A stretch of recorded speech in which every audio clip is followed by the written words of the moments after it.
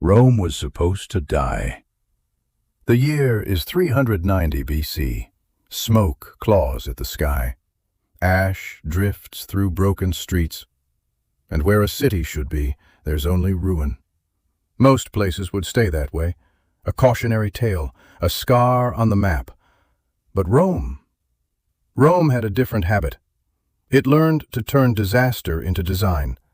So listen close, because this is the story of how a handful of hills became the original megacity, and how an empire learned to run the world from one crowded, roaring heart. First, picture the city at its peak. 1 million people, more voices than any other place on earth, stone and brick stacked upward like ambition, marble shining where the sun could find it, and water, fresh water, flowing like a silent miracle through the streets. Not a fantasy, not a legend. A working machine built from law, faith, violence, trade, and engineering. And at the center of it all, one plaza that felt like the entire planet was standing shoulder to shoulder. The Roman Forum, the beating heart. The loudest room. The stage where history kept refusing to whisper. Walk into the Forum, and you don't just see buildings. You feel pressure, power, the sense that a single speech could tilt a continent. To one side stands the Curia, the Senate House, a chamber where hundreds of senators argued, bargained, threatened, persuaded. Laws were born here. Wars were approved here. Fates were decided here with voices, votes, and grudges. And in the open space nearby is the rostra, the speaker's platform, a place built for words. And then, one day, a place soaked in grief. Julius Caesar is dead. The city is tense. A crowd gathers like a storm gathering breath. Mark Antony steps forward. He doesn't need a sword. He needs the right moment. He lifts up Caesar's torn, blood-stained clothing. He reminds the people what was stolen from them. He reads the will. He tells them Caesar left gifts for ordinary Romans. And suddenly the crowd is no longer a crowd. It's a fire. So fierce that Caesar's body is burned right there, in the Forum itself, as if Rome could not bear to carry him any farther. And on that spot, the city does something revealing. Rome does not simply mourn. Rome memorializes. Rome builds. A temple rises where the flames had been, and Caesar becomes something no Roman had been before, a man declared divine. Not just politics, not just propaganda, a new kind of power. And then there is a smaller temple, circular, quiet, deceptively simple, the Temple of Vesta. Inside it, a flame. One flame kept alive for centuries, not for warmth, not for light, for luck, for survival, because Romans believed something terrifyingly straightforward. If that sacred fire ever died, so would the empire. The guardians of the flame were the Vestal Virgins, women sworn to decades of service and strict vows. Their status was strange and powerful. They could own property, they could intervene in public life, they could even spare prisoners. But their oath was a razor's edge. Break it, and the punishment was unthinkable. Rome could be generous. Rome could be merciless. Often it was both at once. Now lift your eyes above the Forum. See the hill rising like a throne behind the city. Palatine Hill. This is where emperors lived, not in a single house, but in a landscape of palaces. Start with Augustus, Rome's first emperor. His residence was respectable, almost modest by later standards, but the idea was revolutionary. The state now had a home address. Centuries pass, power grows heavier, and one emperor decides that modesty is a costume he does not intend to wear. Domitian builds bigger. He builds louder. He builds in stone what others only dared to imagine.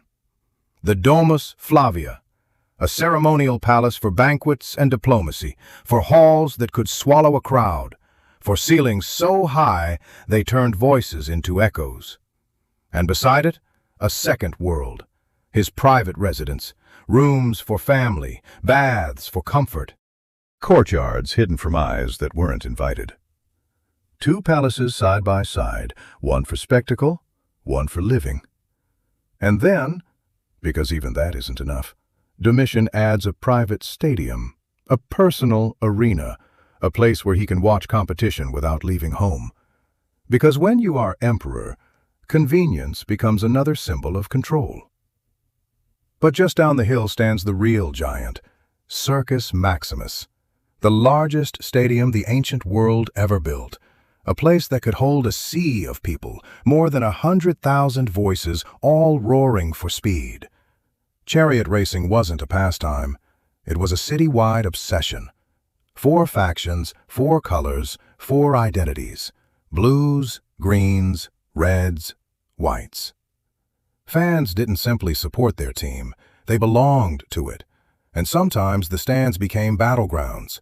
Riots exploded, lives were lost. Because in Rome, emotion was not a private thing. It was public. It was contagious. It was dangerous. The racers themselves were daredevils. They drove fast enough to make stone walls feel like cliffs. Crashes were so violent, people compared them to shipwrecks. Some drivers tied the reins around their waist for better control, which meant if they flipped, they might be dragged until they died. But if they survived, they became stars.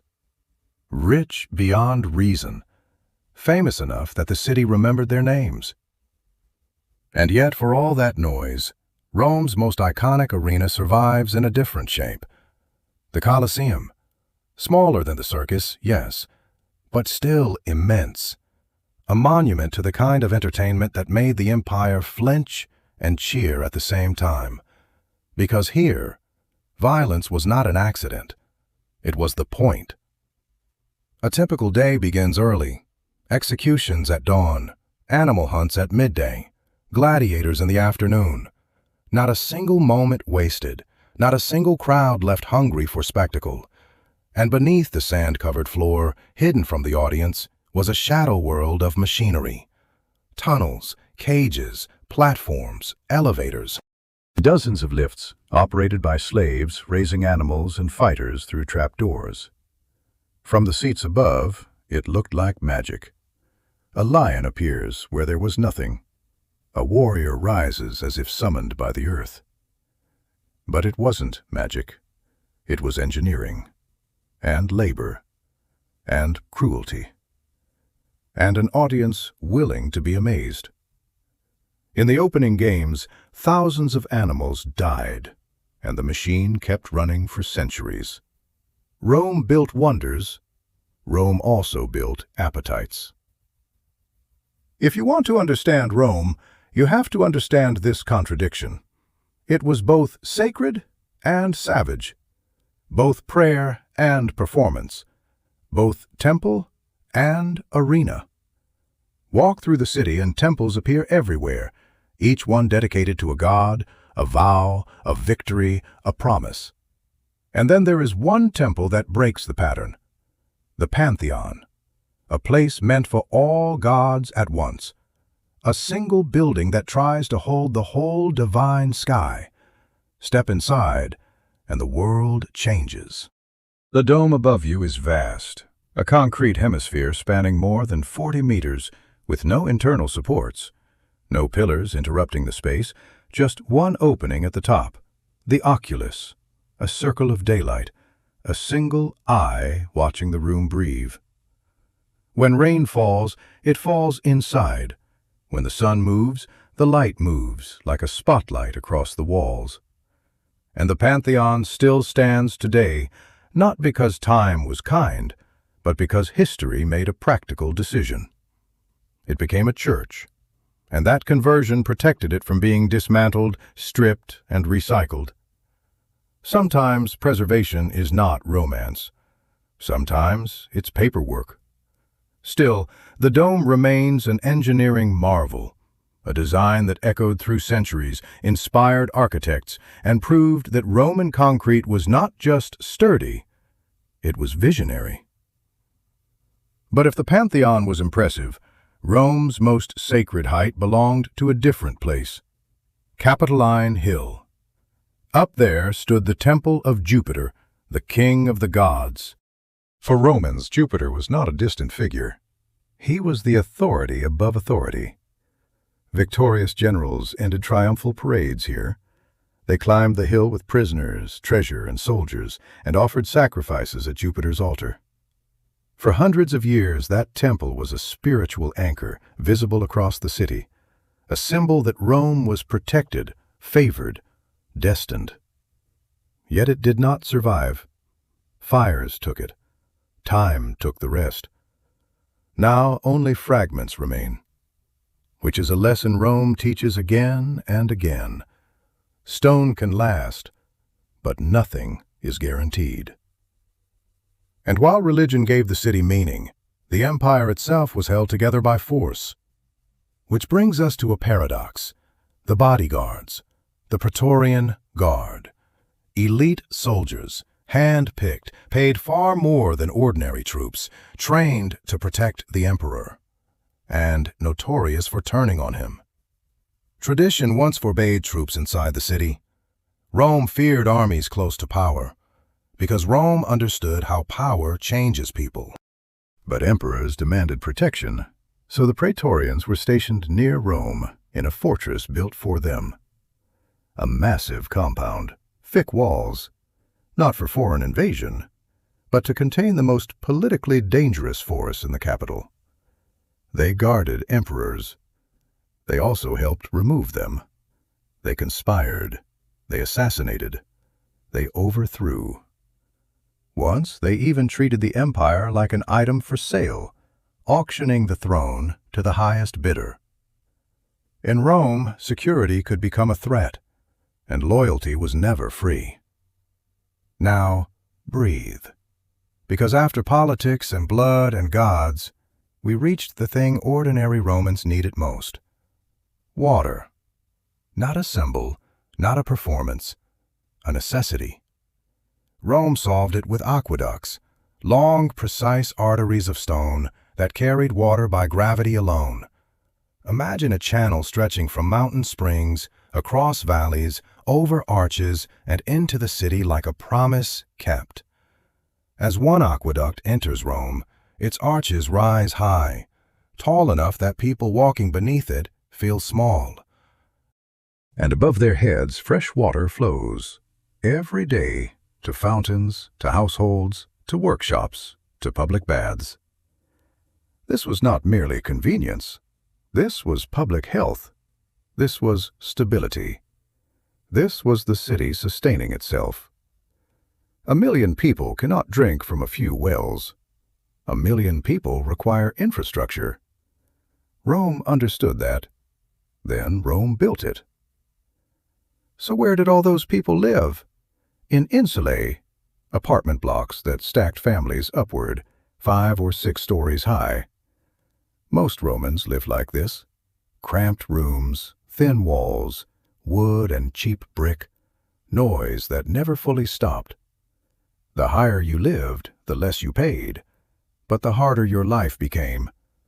No running water, no proper kitchen, more danger in every emergency. Fire was a constant fear. Collapse was common enough that emperors eventually had to regulate building heights. Rome invented the high-rise, and also discovered its risks. Yet every morning the city moved. People poured into streets, into markets, into workshops, into the loud, practical business of survival. And for commerce, few places were as alive as Trajan's market. Built into the hillside, layered with corridors and rooms, packed with shops and offices.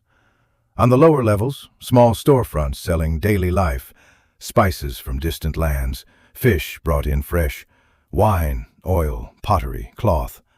Higher up, warehouses, administrators, the paperwork behind an empire's economy. It looked like a building. It functioned like a system. Because Rome was not just monuments. Rome was logistics. And when the day ended, when work slowed, when the city needed to exhale, Romans went to a place that might surprise modern eyes: the public baths, enormous complexes, gardens, gyms, pools, hot rooms, cold plunges, spaces built for thousands at a time. Bathing wasn't a quick rinse, it was an afternoon, a routine, a social world. People exercised, they swam, they argued, they negotiated, they gossiped, they ate. The price was low enough that almost everyone could go: merchants, laborers, even senators. And all of it depended on the aqueducts, on the steady flow of water and the clever control of heat. For ordinary Romans, this was luxury made public, a quality of life that would vanish for centuries after Rome fell. So step back and look at the whole blueprint. Rome, at its height, was a city of firsts. First to push urban population beyond anything the world had seen. First to scale housing upward into true apartment blocks.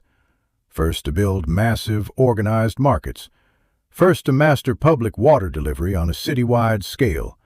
First to create entertainment venues that could hold entire neighborhoods at once. First to turn concrete into a tool of timeless architecture. It didn't happen by accident.